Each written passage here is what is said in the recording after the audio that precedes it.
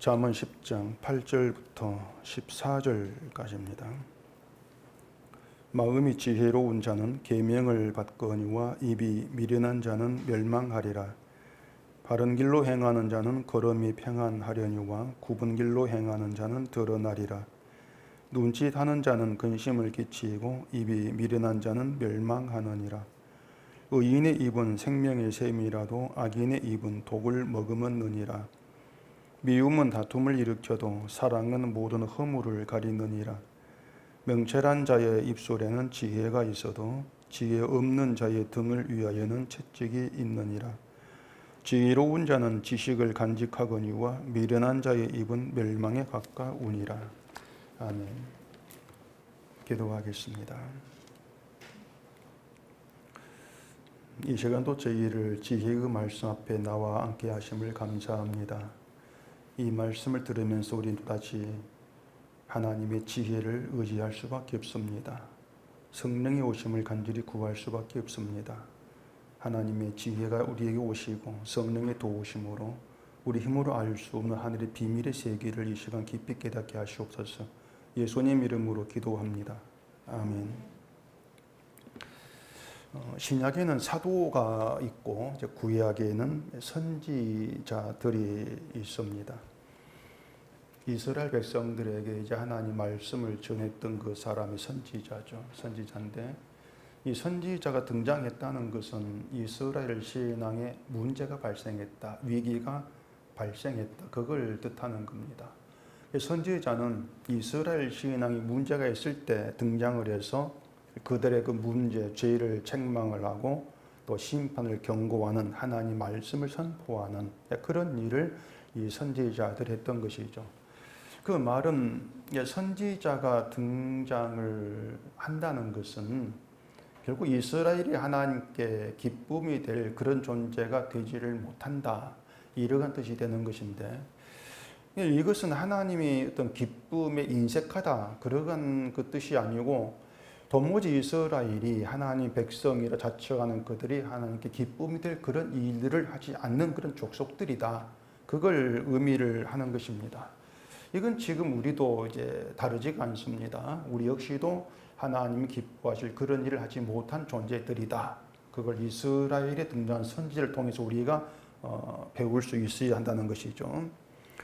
우리가 이제 이런 이스라엘을 그 상식적으로 생각하면은 이제 하나님을 절대적인 신으로 섬기는 게 이스라엘이지 않습니까? 그러면은 이제 그들에게 신앙은 생명처럼 그렇게 여겨지는 그런 존재들인데, 그런 민족인데, 그렇다면 그들에게 하나님 말씀이 전해지고 그 말씀을 전하는 일을 선지자가 자기들 앞에 있다면은 그들을 높이고 또 그들을 인정하는 것이 마땅하단 말입니다. 그게 당연한 것이고 그게 옳은 것이죠. 그런데 그렇게 말씀을 증거한 선지자들이 오히려 핍박을 받고 목숨까지 위협받는 그런 상황이 되죠. 죽임을 당하기도 하고. 거기에 이유는 하나입니다. 듣기 거북한 말을 한다. 그게 이제 이유가 되었던 것이죠. 자, 그러면은 이 선지자들이 눈치가 없고 또 그걸 몰라서 조롱과 핍박을 받으면서도 말씀을 전했겠냐고 하는 것입니다. 우리가 어떤 말을 해도 하나님 말씀이니까 이들이 순종하고 받아들일 것이다, 그렇게 이제 순진하게 생각을 하고 말씀을 전했겠는가? 그건 아닌 거죠. 이 선지자들도 뻔한 눈치가 있는 그런 사람들이고 또 말씀을 전하고 반응을 보면 알 수 있는 문제지 않습니까? 그래서 자기들이 말이 이제 저 사람들을 화나게 하고 있다, 그것쯤은 알 것이고, 또 그렇게 그들을 화나게 했을 때 그것이 나에게 화로 돌아올 것이다, 그런 위험도 분명히 감지할 거란 말입니다. 그런데 이 선지자들이 하나님 주신 말씀 말고 다른 말을 한다거나 또 선지자의 일을 내려놓고 도망을 친다거나 그렇게 하지를 않았다는 것이에요. 이런 모습에서 우리는 가장 먼저 생각하는 것이 이 선지자들의 믿음을 우리 이제 생각을 하게 되는 겁니다. 하나님께서 특별히 불러 세우시고 사명을 주신 그런 선지자니까 그 믿음이 일반 사람과는 달랐을 거다, 이런 생각 우리가 할 수밖에 없는 거예요. 뭔가 다르다, 다르니까 불러서 선지자 되었지, 이렇게 나가는 것이죠. 근데 선지자 당사자는 이제 그렇게 생각지를 않습니다. 자, 예를 이제 한 사람 들어보겠습니다. 에레미야 20장 가보십시다. 에레미야 20장 7절입니다. 여호와여, 주께서 나를 권유하심으로 내가 그 권유를 받아 싸우며 주께서 나보다 강하사 이기셨으므로 내가 조롱거리가 되니 사람마다 종일토록 나를 조롱하나이다. 내가 말할 때마다 외치며 파멸과 멸망을 선포함으로 여호와의 말씀으로 말미암아 내가 종일토록 치욕과 모욕거리가 됨이니이다. 내가 다시는 여호와를 선포하지 아니하며 그의 이름으로 말하지 아니하리라 하면 나의 마음이 불붙는 것 같아서 골수에 사무치니 답답하여 견딜 수 없나이다. 이 내용에 선지자로서의 고민과 그 현실이 다 들어있는 겁니다. 지금 에레미야 선지자는 얘기할 때마다 당연히 이스라엘의 파멸과 멸망을 선포를 하고 외쳤습니다. 그게 하나님께 받은 말씀이었고 그걸 그대로 외쳤던 것이죠. 에레미야 입장에서는 하나님 말씀을 그대로 받아가지고 전했을 뿐이에요. 왕을 대리하는 사신이 왕의 말이 내 마음에 들지 않고 나를 화를 끼칠 것이다. 그래서 말을 바꿀 수 없는 것처럼 선지자가 그러하단 말입니다. 하나님의 말을 전하는 게 임무니까 그대로 전하는 거예요. 그런 돌아오는 것은 조롱이고 치욕이고 모욕이더라는 것입니다.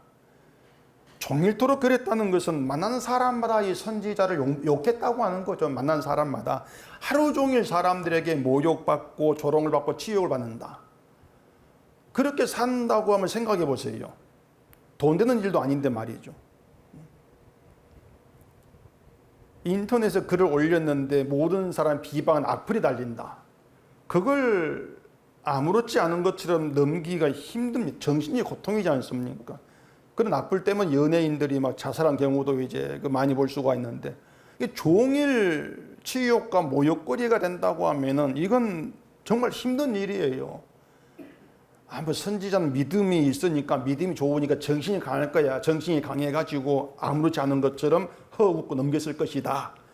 이렇게도 생각할 수가 있는데, 그런 그 판타지 같은 믿음 없습니다. 믿음은 그런 환상이 아니거든요. 그러니까 믿음이 있으면은 마음도 강하고 정신도 강해질 것이다. 이게 인간의 환상이에요. 자꾸 그런 꿈을 꾼단 말입니다. 근데 목사들이 자꾸 이제 그런 환상적인 믿음을 만들어내요. 그런 믿음을 요구를 하는 게 문제가 되죠. 재밌는 게 뭐냐면은 그렇게 말한 그 목사 본인부터 마음이나 정신이 유리 같아요. 그걸 모르고 있는 것이죠.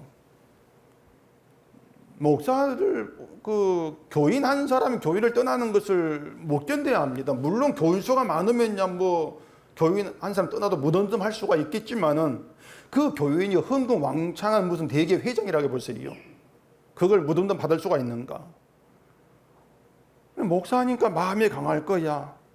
그래서 교회에 어떤 일이 있어도 흔들리지 않고 이겨낼 것이야. 그런 건 없습니다. 목사도 욕먹고 뭐 모욕받고 조롱받으면은 그거 참지를 못합니다.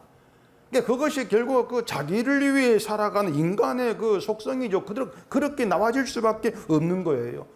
그런데도 그런 인간을 감안하지 않고 믿음이 있다면은 힘들고 어려운 일이 있어도 참고 견디고 이겨야 되지. 그게 믿음이지. 이렇게 받아들이기 때문에 자꾸 뭔가 일 속에서 힘들어하는, 고민하는 그런 자기를 생각하면서 난 믿음이 없는가? 그렇게 하면서 결국 하나님 이기게 해주십시오. 이런 기도를 한단 말입니다. 그러니까 믿음에 대한 그런 환상이 오히려 짐이 되고 독이 된다는 걸 몰라요. 그게 독이거든요. 그런 환상 자체가. 오늘 본문에 보면은 그 입에 대한 말이 자주 나옵니다. 6절에 악인의 입은 독을 머금었다 하고 8절 10절에 입이 미련한 자는 멸망한다고 하고, 또 11절도 악인의 입은 독을 머금었다, 14절에 미련한 자 입은 멸망에 가깝다. 지금 이렇게 입에 대한 얘기가 나오고 있거든요. 그 독이나 멸망이라고 하는 건 죽음을 의미해요. 저주, 죽음, 다 거기에 속한 얘기죠. 그러니까 입에서 뭔가 그 살리는 그런 말이 아니고 죽이는 말이 나온다. 독이 되는 말이 나온다. 그런 뜻이겠죠. 그런 독이 되는 그것이 그럴듯한 말로 들린다는 게 문제된단 말입니다. 이건 독이야 이렇게 알아채는 것이 아니고 그럴듯한 말로 들려요. 자, 하나님 지금의 이 어려움을 얘기해 주십시오. 이렇게 기도한다고 하십시다. 거의 모든 교회 그렇게 말하지 않나요? 기도하면 어려움 이기게 하는 담대함, 그런 믿음 주십니다. 그래 이기게 해달라. 그 기도에 이제 담기는 문제가 뭔가 하면은 내가 이기는 자가 되겠다고 하는 것이 뭐냐면 하나님이 일하신 현실을 안 본단 말입니다. 하나님이 일하신다. 이걸 자꾸 차단하고 있는 거예요. 그 현실을 안 보는 거예요. 자, 다시 에레미야 선지 얘기를 해보십시다. 선지자가 종일 치욕과 모욕거리가 되면서 이제 다니고 있습니다.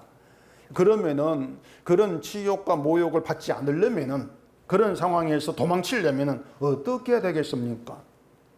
둘 중에 하나예요.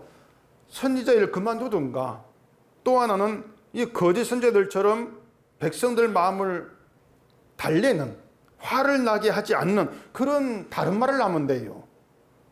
둘 중에 하나 답이란 말입니다. 근데 선지자는 계속해서 하나님 주신 멸망과 신발 선포하는 그런 말을 하고 있는 거예요. 그것이 말씀드린 것처럼 나는 선지자야. 어떤 모욕과 조롱을 받아도 하나님 주신 말씀은 증거해야 돼. 그렇게 마음먹고 그렇게 이러냐 그 말입니다. 그게 아니란 것이에요. 그 에레미야 20장 14절 보시면은 내 생일이 저주를 받았다면 아예 어머니가 나를 낳던 날이 복이 없었다면 이런 말을 에레미야가 합니다. 그런 말을 자기 생일을 저주해요. 욕처럼. 그러니까 내가 이럴 바에야 이런 꼴을 당하고 살 바에야 차라리 태어나지 말고 어머니 뱃속에서 죽었다면 좋았을 것이다. 그 뒤에 계속 그런 말이 이어지고 있는 거예요. 18절까지. 그래 18절에서는 내가 왜 세상에 태어나가지고 이런 고생으로 슬픔을 겪게 되는가? 우리가 잘 아는 인생 한탄. 자기 인생을 한탄하는 말을 그 선지자가 있다면 선지자가.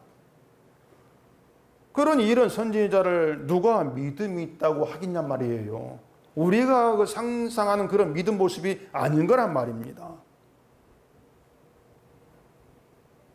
그 욥도 오면은 온전하고 정직하여 하나님을 경외하며 악에서 떠난 자라니 칭송을 받던 그런 사람인데 이런 사람이 그 어떤 재앙 속에서 생애를 저주하는 에레미야 똑같은 그런 심령을 드러낸단 말입니다. 그래 우리에게 이제 하나의 의문이 될 수가 있는 거예요. 믿음이 있는데 왜 이렇게 나올까? 근데 그런 의문이 있다는 것이 뭐냐면은 믿음으로 사는 것을 잘못 이해를 하고 있다. 그 증거란 말입니다. 믿음을 잘못 이해하고 있기 때문에 욥이나 에레미야 그런 그 이제 모습들, 인생 한탄하는 그런 모습들이 의문이 있단 말이죠. 믿음이 있으면 이러면 안 될 것 같은데 왜 이러지? 그렇게 나오는 것이에요. 그 에레미야나 욥이 자기 인생을 한탄을 이제 하는데 한 가지는 자기가 겪은 상황을 이기게 해달라 이게 없습니다. 하나님 제가 이 재앙 속에서도 믿음을 지키게 이기게 해주세요. 이런 게 없어요. 자 그러면은 그런 에레미야하고 이기게 해달라 이런 식으로 기도하는 것이 어떻게 다른가 보십시다. 자 에레미야처럼 생일을 저주하고 나를 왜 태어나게 합니까? 그렇게 인생을 한탄을 하고 있다는 것은 자기에게 실상, 인간의 실상을 다 드러내는 게 있단 말이에요. 감추질 않아요. 드러내는 것이겠죠. 그러니까 인생을 한탄을 하고 있는 것이 아니 저게 어떻게 선지자야. 또 믿음 없잖아. 이런 조롱으로 돌아올 수가 있는데 그걸 생각지를 않고 있단 말입니다. 내가 이런 조롱을 받을 수가 있어. 그걸 감안하면서 한탄의 말은 하지 않아야지. 그게 없는 거예요. 반면에 우리는 다르지 않습니까? 우리는 믿음이 없게 보이는 그 모습을 드러내려고 하지를 않습니다. 감추려고 하죠. 내가 이렇게 하면은 믿음이 없다고 나를 보지 않을까? 감추죠, 우리는. 그래서 어려움이 있으면 그걸 잘 내가 이겨내고 있다 믿음으로 이거 보이려고 한단 말이에요. 결국은 뭔가 하면은 나를 믿음 없는 자로 나타내지 않고 믿음이 강한 자 그렇게 보이고 싶어 하는 그런 게 우리에게 있단 말이에요. 있단 말입니다. 자, 그러면은 에레미야 쪽, 자기를 드러내버린 그쪽하고 그다음에 감추려는 그쪽하고 우리 쪽하고 어느 쪽이 하나님이 함께 하시고 일하고 계신 현실에 눈을 뜨게 하는 것일까? 이걸 생각해 보자는 겁니다. 하나님이 일하신다. 그 믿음이 눈을 뜨게 되는 쪽이 어느 쪽이겠는가? 에레미야 쪽 아닙니까? 그러니까 다시 얘기하자면 그 어려운 가운데에서도 낙심하지 않고 이겨내서 하나님 이기게 하신 하나님 찬송합니다. 이렇게 나오는 것이 그게 믿음이냐고 한 말이에요. 그게 과연 믿음일까? 그 앞서 읽은 에레미야 20장의 선지자가 주께서 나를 권유하심으로 내가 그 권유를 받았습니다. 이렇게 얘기합니다. 그리고 주께서 나보다 강하사 나를 이기셨으므로 이렇게 얘기합니다. 나를 이기셨기 때문에 내가 조롱과 모욕받는 그 길로 갑니다. 이렇게 말하는 거예요. 그러니까 선지자 한 말이 뭐냐면은 지금 조롱을 받으면서도 그 선지자 일을 하게 되는 거, 말씀을 선포하게 되어지는 것이 내 믿음이 아니라는 것입니다. 내가 믿음이 강해서 그렇게 하고 있는 것이 아닙니다. 그거예요. 그러니까 우리가 생각하는 바람직한 믿음과 다르단 말이에요. 우리가 알고 있는 바람직한 믿음은 믿음 좋다면은 조롱 핍박 다 이겨내면서 마음을 굳게 하고 기쁨과 즐거움으로 말씀을 선포하는 것. 조롱 가운데서도 이게 바람직한 믿음인데 지금의 에레미야 선지자의 말들은 그런 우리의 생각을 무너뜨리는 것입니다. 무너뜨리면서 나는 주의 권유 때문에 그리고 내가 그 주의 권유를 거절하지 못하고 있는 것은 주가 나보다 강해서 주가 나를 이기셨기 때문이다. 그렇게 보고 있는 겁니다. 선지자가 난 다시는 여호와를 선포하지 않겠다 마음 먹어요. 그런 마음도 먹는단 말입니다. 난 다시는 여호와를 선포하지 않을 거야. 난 말씀 버리고 난 내 길로 할 거야. 이런 마음도 먹어요. 먹는데 하나님의 말씀이 그 선지자 마음에서 떠나지를 않고 그 말씀의 마음을 이끌어가는 것입니다. 막 끌어가는 거예요. 막 권유하면서. 그 말씀이 선지자를 그냥 두지를 않고 있다는 겁니다. 그게 신자의 진짜 현실이에요. 그것이. 말씀이 우리를 끌어가고 나를 가만두지 아니한다.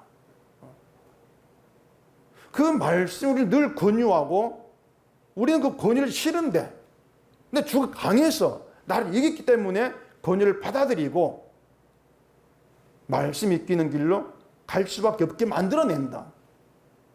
그걸 믿는 게 믿음이라는 것입니다.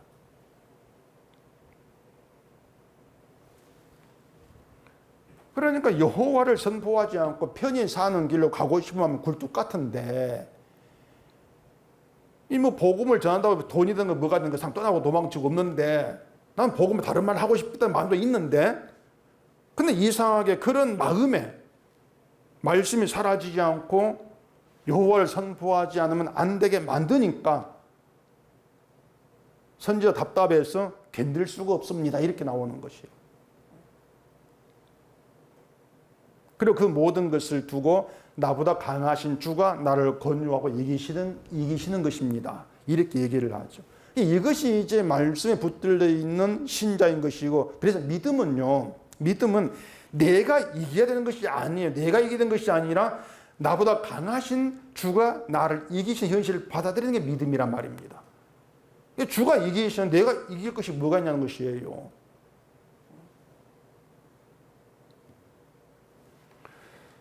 본문 8절 봐보십시오. 마음이 지혜로운 자는 계명을 받거니와 입이 미련한 자는 멸망하리라. 바른 길로 행하는 자는 걸음이 평안하려니와 굽은 길로 행하는 자는 드러나리라. 눈짓하는 자는 근심을 끼치고 입이 미련한 자는 멸망하느니라. 자, 지난주에 말씀을 드린 것처럼 10장부터 자꾸 단락이 자꾸 딱딱 끊어지는 느낌을 주는데 끊어지면 다른 말을 하고 있는 것이 아닙니다. 십자가에서 같은 말을 하고 있는 것인데, 자, 마음이 지혜로운 자는 계명을 받는다 이렇게 하는데, 이 말을 뒤집어 보면은요, 마음이 지혜롭지 못하면 계명을 받지를 못한다 이런 뜻이 되겠죠. 그러면 이 말을 두고 흔히 하는 것처럼 마음이 지혜로운 자가 되어서 계명을 받읍시다. 그 실찬 이렇게 얘기하겠죠. 이렇게 말하면 그것이 맞는 말이겠냐고 하는 것이에요. 계명이라고 하는 것은 우리가 하나님 말씀을 지킬 수 없는 죄인이라는 걸 드러내는 그런 취지로 주신 것이다. 이건 아시죠? 그렇기 때문에 계명을 받는다고 하는 것은 계명을 받아서 그대로 지키는 것이 아니라 자기를 계명에 비추어서 죄인인 걸 아는 거예요. 그게 계명을 받는 거예요. 그러면은 인간이 그런 계명을 기쁘게 받는가 하면 아니란 말입니다. 내 죄를 자꾸 드러내는데 그냥 이게 너 이런 죄인이냐 그런 가볍게 드러내는 것이 아니고, 히브리서 말할 때 우리 골수를 찔러 쪼개면서 아픔, 그런 어떤 고통, 갈등, 그런 식으로 죄를 드러내는 것이죠. 나의 모든 것을 무너뜨리면서. 그렇기 때문에 계명을 받는다는 것은 막 기쁨과 즐거움 가운데 받고 감사하고 이런 그 모습이 아니에요. 계명 거북스러워요, 우리에게. 거북스러운 것이에요. 그래, 계명을 거북스러워하는 거, 그게 우리의 성향이란 말입니다. 계명 우리를 가치 있는 데 높이고 인정받게 하는 그게 아닌데, 우리 자존심을 무너뜨리는데, 근데 사람을 계명을 이제 나의 자존심을 세우는 용도로 쓰니까는 계명을 받으시 이렇게 나오지만은 진짜 계명은 우리를 무너뜨려요. 그런데 계명을 받아서 실천하는 것을 믿음으로 잘못 알고 있기 때문에 그게 지혜 없는 미련한 마음이라 이렇게 얘기를 하는 것이죠. 그런 미련한 마음에 지혜가 찾아와서 계명을 받게 한다. 그러면 그것이 어떤 뜻이냐면은, 자, 계명을 받아서 지켜라 그것이 아니고 너희는 계명을 순순히 받을 자가 아니다 그 뜻이에요. 내가 너희를 찾아가지 아니하면은, 내가 너희를 권유하지 아니하면, 내가 가서 너희를 이기지 아니하면 너희는 계명을 안 받는다, 그런 인간이란 말입니다. 그런 뜻이란 말이에요. 절대는 계명을 안 받아. 그러니까 계명이 드러내는 죄를 보면서 자기를 저주받을 죄인으로 그렇게 받아들이는 그것도 너희는 하지 못할 자다, 그런 뜻이죠. 그래, 이런 점에서 사람들이 쉽게 오해하는 것이, 이제 나를 죄인으로 인정하기만 하면은 내가 믿음 있는 신자가 된다고 생각하는 게 그게 오해란 말입니다. 내가 죄인임을 인정하면 믿음이 신자 되지 않을까, 이게 자기에게 초점을 두게 되는 것인데, 그것 자체가 죄라고 하는 것을 알지를 못하죠. 여러분, 그 하나님의 뜻은요, 우리로 하여금 죄를 인정하게 해서 믿음 있는 신자가 되게 하는 게 아닙니다. 죄인입니다. 우리 입으로 쉽게 할 수 있는 말이에요.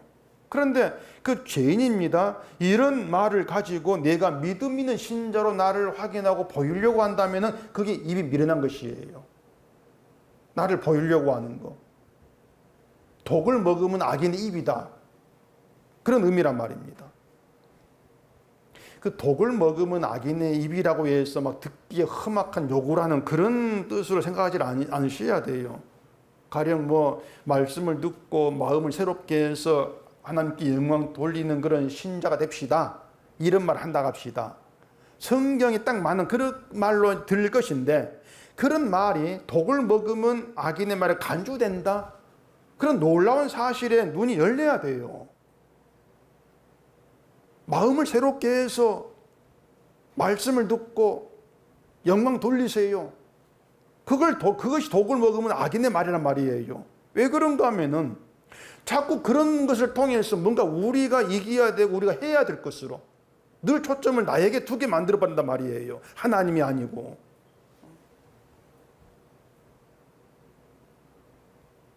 그래, 그런 말들 하나하나가 내가 나에게 자꾸 초점을 두고 나를 가치는 자 높이려고 하는, 그렇게 실천하려고 하는 이것이 악이고 이게 독이구나. 거기에 눈이 열리는 것이 우리 힘으로 하는 것이 아니고 하나님 이기심으로 그렇게 되어진다는 얘기하죠.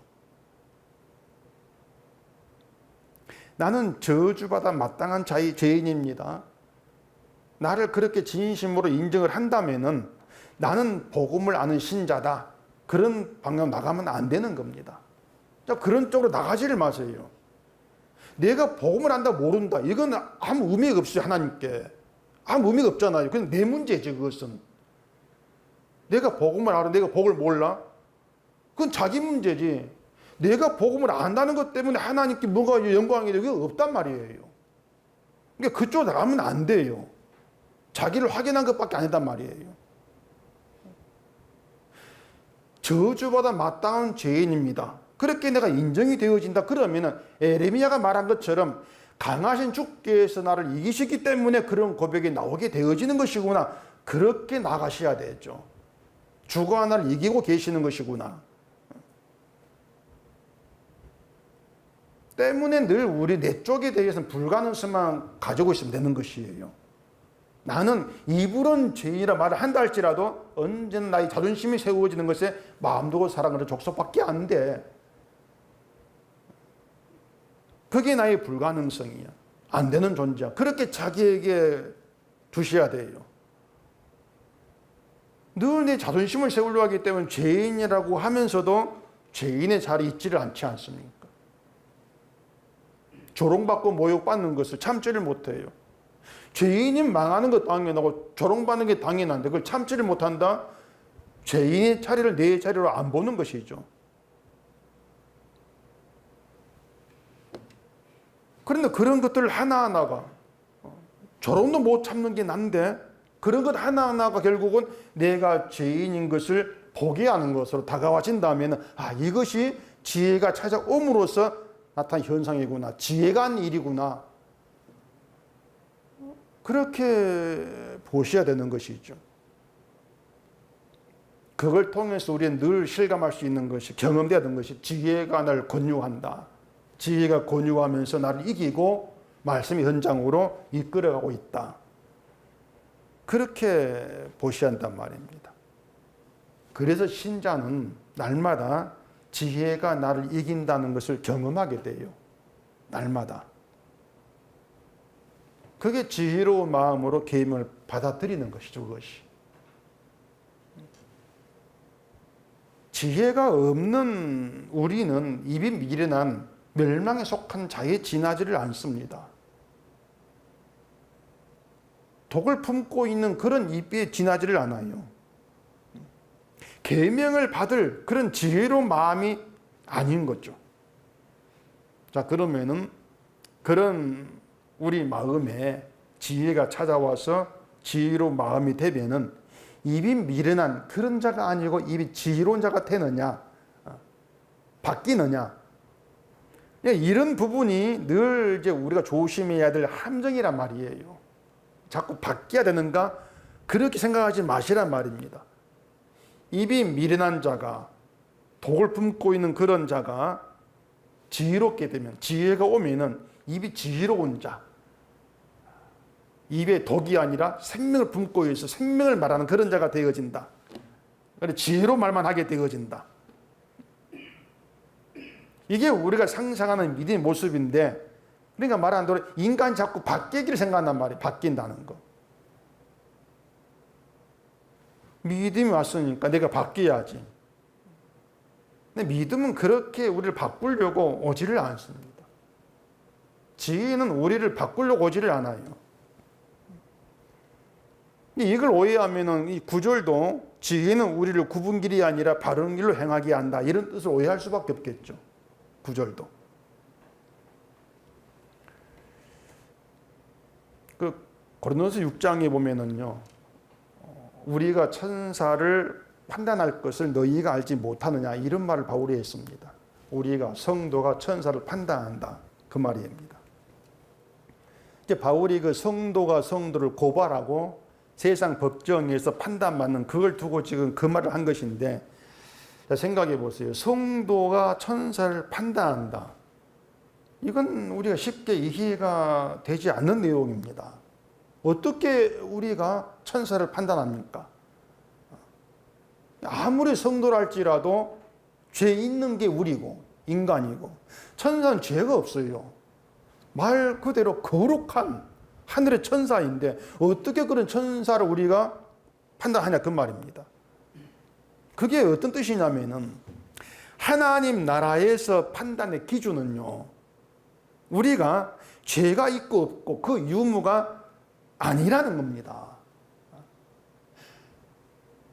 죄를 짓지 않는 성도가 하나님이 원하시는 성도다, 그런 뜻이 아니라는 겁니다.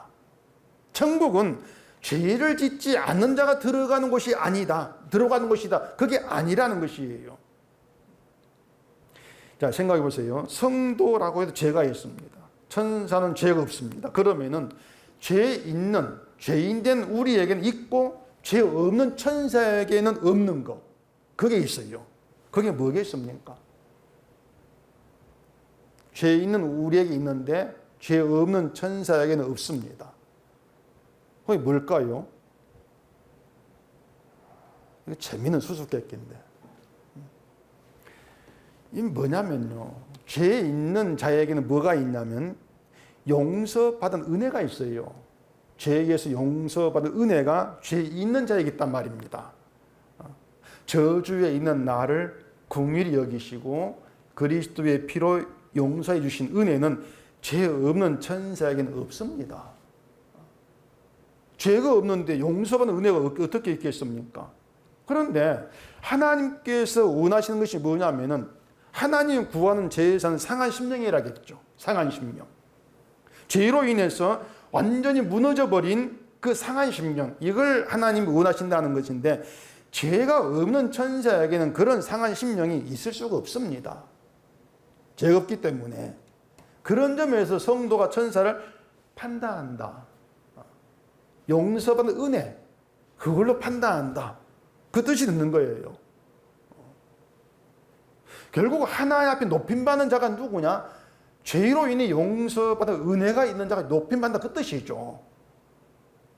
죄를 안 짓고 죄를 이기고 그런 자가 아니고. 그런데 그게 하나님의 뜻인데, 그게 성도인데, 그런데 지혜가 우리에게 와가지고 우리를 바꾸어서 죄를 잊지 않게 하고 입이 지혜로운 그런 자가 되기 위해서 발언만 하는 그런 성도로 만들겠냐, 그런 목적으로겠냐, 그 말입니다. 그건 아니에요. 그건 그냥 우리 생각일 뿐이고 지혜가 찾아온 이유는 아닌 거예요. 라오디게 교회에 하신 말씀 또 얘기할게요. 문을 두드린다고 했지 않습니까? 예수님이 찾아온 문을 두드린다. 그 말은 지금 예수님은 교회 밖에 있는 거예요. 두드리는 건 너희 안에 내가 없다는 것이죠. 내가 없어, 너희는. 교회는 지금 우리는 주와 함께한다 자신 있게 하고 있는데, 실상 예수님은 너희들 안에는 없다, 그 말입니다. 그럼 예수님이 두드리고 문을 열고 들어가서 함께 해주고 같이 살자, 그런 뜻으로 들어가겠습니까? 아니죠. 예수가 없는데 있는 걸로 알았던 그 죄를 알게 하는 거죠. 벌거벗은 수치를 드러내는 게 문을 두드리고 들어가는 이유가 되는 것이죠. 그렇게 해서 상한 심령이 되게 하는, 그게 교회란 말이에요. 그걸 하나님이 원하신다는 것이죠. 그렇기 때문에 믿음이 오고 지혜가 찾아오고 성령이 오시고 이런 모든 일에는 우리를 바꾸어서 새롭게 하고 그래가지고 해가지고 말씀을 지키 실천하는 그런 자가 만든다, 그건 들어있지를 않습니다. 그렇게 보시면 안 돼요. 그것은 결국 상한 심령의 성도로 만든 것이 아니고 강한 심령이 되게 하는 거죠. 결국에는 믿음이 강한 심령. 그렇기 때문에 믿음은 우리를 바르게 살게 하고 강한 마음이 되게 한다, 이렇게 하는 것은 자기에 집착하는 것이고 자기를 세우는 것이고, 그게 사탄의 함정밖에 안 된다고 하는 거죠. 그런 착각을 착각으로 알지를 못하는 것도 인간의 실상이고, 그런 착각 가운데에서 무슨 말을 한다 할지라도 독을 품으면 입밖에 안 되고. 자꾸 바르게 사는 것으로 자기를 평가하고 믿음을 확인하려고 하지 마시라는 거예요. 그래봐야 내가 나에게 대견한 그런 자가 되려고 하는 밖에 안 되니까. 하나님은 그런 성도를 절대 원하지 않습니다. 성경에 그런 내용은 없어요. 그러니까 하나님 주신 계명이라고 하는 것도 계명을 잘 실천하고 지켜서 하나님 기뻐하는 백성으로 만들려는 여러 가지 뜻으로 주어진 것이 아님을 계명을 보면서 실감을 하셔야 한단 말이에요. 또 예를 하나 들어볼까요? 신명기 23장 가보십시다. 신명기 23장 24절입니다. 내 이웃의 포도원에 들어갈 때에는 마음대로 그 포도를 배불리 먹어도 되느니라. 그러나 그릇에 담지는 말 것이요.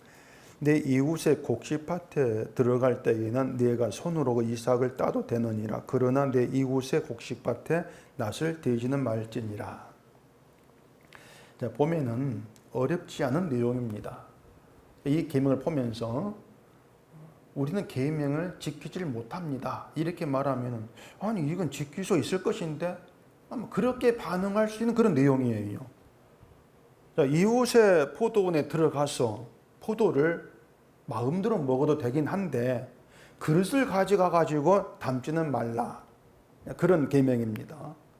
또 이웃의 곡식밭에 논에 들어가서 이삭을 따도 되는데 낫을 가져가 가지고 따지는 말라는 거죠. 이게 어렵습니까? 실전 가능해요. 까짓거 그릇만 안 가지고 가면 되는 것이고 낫만 안 가지고 가면 되는 거예요. 그냥 먹으면 되고 손을 따면 되지 않습니까? 전혀 어렵지가 않죠. 근데 계명이 그렇게 만만한 게 아닙니다. 간단하고 쉽지가 않은 거예요. 자, 마음대로 포도를 먹으라. 먹을 수 있다 할지라도 우리 배가 욕심껏 채우지를 못합니다. 내가 배부르니까 됐어. 아이고 고마워라. 그렇게 하지를 못합니다. 아쉽죠? 야, 그릇만 있어도 담을 수 있을 건데 손으로 이삭을 딴다 해도 한계가 있어요. 손으로 따면 얼마 따겠습니까? 그러면은 무엇을 탓하겠습니까? 하나님 이왕 계명 주시려면은 그릇 가져가라. 낫을 가져가라. 이렇게 말하지. 왜 그릇에 담지 말라고 합니까? 그릇 계명을 탓하게 되죠. 계명을. 이왕 계명 주시려면은 마음껏 먹으라 하려면 그릇도 가져가라 했으면 얼마 좋습니까? 나 가난한 사람이 얼마나 좋은 계명입니까? 이렇게 나온다는 얘기예요. 그리고 포도원 주인으로 불평이 있죠. 계명 때문에 와서 먹어도 그냥 둘 수밖에 없는데 얼마 속이 타겠습니까? 내가 수고해가지고 지은 농사인데 그걸 계명이라고 큰 소리 치면서 먹고 있으니까 막 따고 있으니까 그걸 보면서 아이고 얘 계명이니까 따르겠습니다. 이런 사람이 없죠. 하나님 왜 그런 계명을 주셔가지고 계명 탓하잖아요. 그런 계명 없으면은 내 곳이 안 뺏길 건데 그 계명 때문에 뺏긴단 말입니다. 반대로 이런 것도 있어요. 그릇 담지 않고 먹기만 하면서 하나님 계명 지켰습니다. 이렇게 할 수가 있는 것이고 또 주인은 먹는 걸 그냥 두고 보면서 하나님 제가 계명도 사랑을 베풀었습니다. 이렇게 나올 수가 있죠. 그러니까 어떤 반응 어떻게 나온다 할지라도 결국은 계명을 중심에 드러나는 것은 자기 초점이다. 늘 내가 초점이다.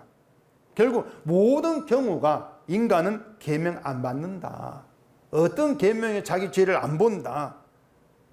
그걸 보여주는 계명인데 그걸 사람들은 보지를 못해요. 그러니까 하나님의 계명 말씀 받지 않고 말씀 우습게 여기고 말씀을 탓하고 해와 믿지 않은 것이 바로 나다.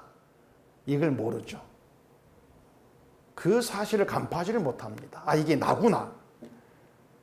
근데 지혜가 찾아와요. 그런 우리에게 지혜가 찾아옵니다. 무엇 때문에 무엇을 위해서 무슨 일을 하려고 지혜가 오냐 그 말입니다.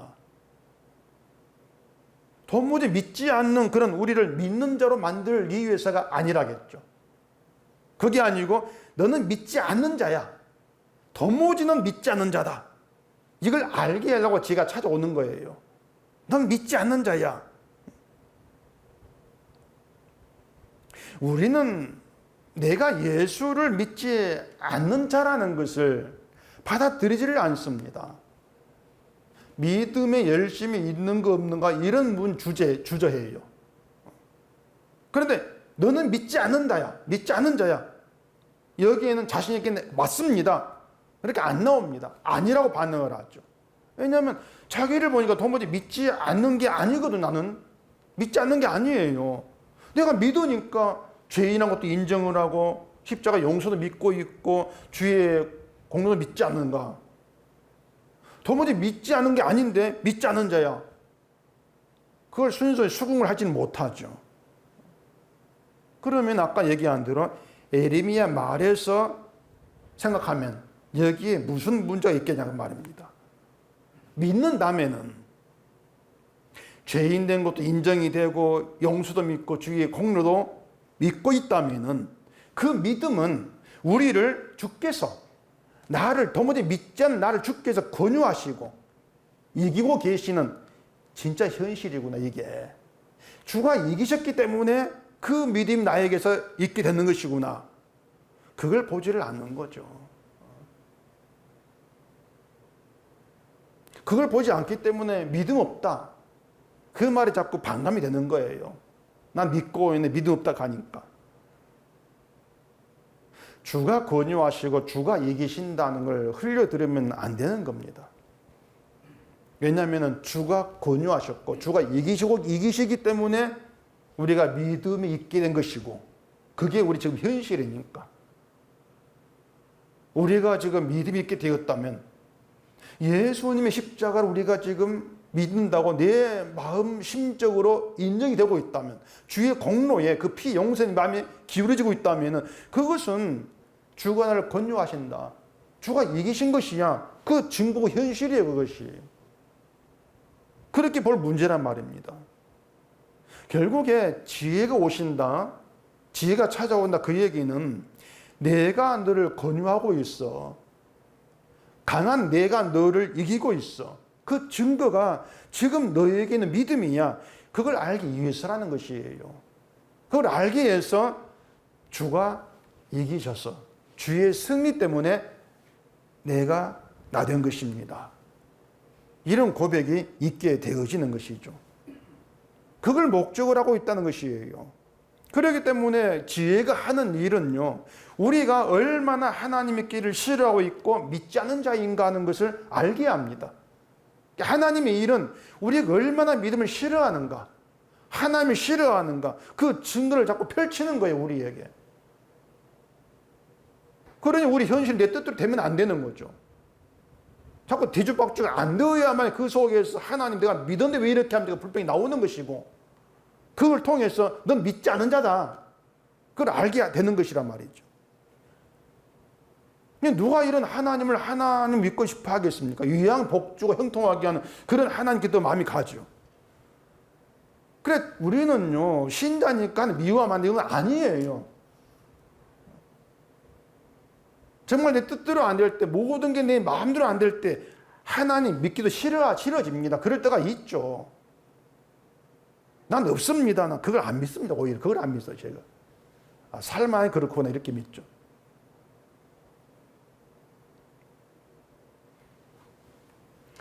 결국은 인생의 한탄이 나올 수밖에 없고 나오게 하시는 거, 늘 내 인생에서 한탄이 나오게 만드시는 거, 근심이 있게 하시고 불안감 있게 하시는 거, 이 모든 게 뭐냐면은 주가 너를 이기고 있다. 그 자리에서 모든 공로를 주께 돌리게 하기 위한 주의 일이다. 그렇게 인정할 수밖에 없습니다. 그렇게 인정되어지는 것도 주가 나를 이기신 증거겠죠. 그래, 다시 말하지만 지혜는요, 믿음이라고 하는 것은 우리를 강한 자 되게 하고 그 믿음이 성공하게 하는 거기에 뜻이 있는 것이 아니고 실패하게 하면서 실패를 드러내는 겁니다. 그 실패 속에서 주가 이기고 주가 성공하신 덕분에 믿음이 있구나. 그 자리에 나가게 만드는 거예요.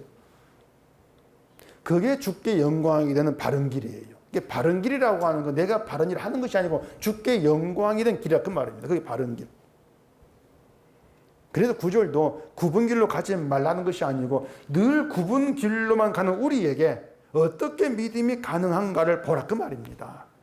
지혜가 찾아왔기 때문이고 그 지혜로 인해서 주가 이기기 때문이다. 그렇게 해서 영광 돌리게 하는 게 바른 길이란 말이죠. 굽은 길에서 바른 길이 가능해진단 말이죠.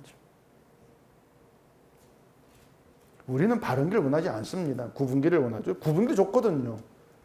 굽은 길을 바른 길로 착각을 해요. 예수님 말씀 넓은 길을 찾아가죠. 그처럼 굽은 길을 고집하는 인간의 의에 예수님이 죽으신 것 아닙니까? 그리고 우리가 고집하는 굽은 길이 가짜고, 아, 이게 정말 굽은 길이구나. 멸망의 길이구나. 이걸 알게 하는 것. 그게 지혜고 말입니다. 그래 십자가의 길이라고 하는 것은 내가 굽은 길을 고집함을 알았을 때 십자가의 길에 눈이 열리는 거예요. 이런 나로 인해 주가 죽었구나. 그걸 보게 되는 것이죠. 그 10절에 눈짓을 하는 자는 근심을 끼친다고 하는데 눈짓을 한다는 건 다른 사람에게 자기 뜻을 드러내는 겁니다. 다른 사람에게 눈짓 주는 거죠. 내 뜻을 드러내는 거예요. 그러니까 근심을 끼친다는 좋은 눈짓이 아닙니다. 너 그러지 마. 그런 눈짓이죠. 또 그러지 마. 눈짓 주는 거예요. 그러지 마요. 근데 바른 길로 행하는 자는 걸음이 평안하다고 하죠. 근심이 없다는 거예요. 이게 바르게 행동하니까 잘못한 게 없어가지고 평안해. 그게 아니고 나를 이기시고 성공하시는 주를 믿는 믿음이 그렇다는 것입니다. 믿음에는요, 내가 잘못했어. 그것 때문에 근심하는 게 없어요. 그런 점에서 눈짓으로 근심을 끼친다는 것은 계명을 받지 않는 입이 미련한 자의 모습이다 그 말입니다. 이것도 뭐냐, 그러지 말라 그것이 아니고 늘 눈짓하고 있는 우리를 지금 꼬집어내는 거예요.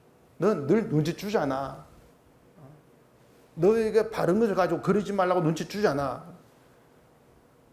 늘 그렇게 우리를 꼬집는 것이죠. 오늘 본문 11절 봐보십시오. 의인의 입은 생명의 샘이라도 악인의 입은 독을 머금었느니라. 미움은 다툼을 일으켜도 사랑은 모든 허물을 가리느니라. 명철한 자의 입술에는 지혜가 있어도 지혜 없는 자의 등을 위하여는 채찍이 있느니라. 지혜로운 자는 지식을 간직하거니와 미련한 자의 입은 멸망에 가까우니라. 자, 이것도 지금까지 드린 말씀을 잘 생각하면 의미를 알 수가 있습니다. 분명한 건 우리가 실천해야 될 그런 문제는 없다는 것이에요. 의인의 입은 생명의 샘이니까 너는 생명이 있는 말을 해라. 그렇게 살아라. 그런 의미가 아니라는 것입니다. 의인, 악인, 미움, 사랑 이걸 나누어 가지고 넌 악인이 되지 말고 의인 되라. 그것이 아니고 넌 미움이 아니라 사랑을 행하라. 그런 뜻이 아니라는 것입니다. 우리의 입은요, 본래적으로 독을 먹으면 악인의 입이에요. 인간의 입이라고 하는 것은 아까 얘기한 대로 막 남이 욕하는 그런 말을 하기 때문에 독을 먹으면 악인의 입이라는 것이 아니고 듣기 아무리 좋은 말인데 그 어떤 말도 지혜에 부합되지를 않아요. 우리를 하나님께로 끌어가는 말이 아니란 말입니다. 그런 의미 독이라고 하는 것이에요. 그러니까 우리는 실패해도 주가 우리를 이기시고 주가 승리합니다. 그런 말이 나오는 것이 아니고 우리가 승리해야 됩니다. 이렇게 나온단 말입니다. 그러니까 늘 하는 말이 뭡니까? 믿음이 실패하면 안 돼. 내가 잘못하면 안 돼. 이게 자꾸 나오는 것이고 그런 마음 품고 있잖아 우리가. 믿음으로 승리하세요. 이런 말이 나오지 않습니까? 그게 독이에요. 그것이. 그런 악인에게 지혜가 찾아옴으로써 주를 바라보게 한다. 그래서 내가 잘하고 내가 이겨내야 되는 것이 아니라 주가 이기신다는 것을 믿게 하신다. 그게 평안이란 말입니다. 주가 이기니까 내가 이길 건 없어요. 주가 성공하니까 네 실패가 멸망이 안 돼요. 그게 평안이고 생명이란 말입니다. 예수를 믿으니까 다른 사람에게 신자답게 보여야 돼? 기독교인의 환타지예요. 환상. 지혜, 말씀이 찾아오면 내가 잘해서 믿음을 보여야 되는 그런 현실 말고 주가 권유하시고 이기시고 주가 성공하시는 그 현실에 눈을 뜨게 된다. 이것만 여러분이 속에 품고 있으면 돼요. 그게 믿음이다. 그래서 그런 믿음은 주가 승리하신 증거로 나가게 하는 것이고, 지금 나의 믿음의 현실도 주의 승리로 바라보게 만들어내시고, 따라서 믿음이 자기 자랑이 되지를 못하죠. 주의 성공이 주의 승리니까, 내가 이긴 게 아니니까 내 자랑이 못 되는 거죠. 어떤 믿음이라 할지라도. 그게 지혜 있는 성도라는 것을 오늘 본문이 얘기를 하고 있단 말입니다. 그 13절에도 명철한 자 입술에는 지혜가 있어도 지혜 없는 자의 등을 위한 채찍이 있다. 그 등에 채찍이 있는 게 우리 건데, 우리가 있어야 할 채찍인데 주님이 그 채찍을 다 받았지 않습니까? 그런데 현실에서 지혜 없는 자의 등을 위하여 채찍이 있는 게 내 현실인데 그 현실을 주가 담당했어.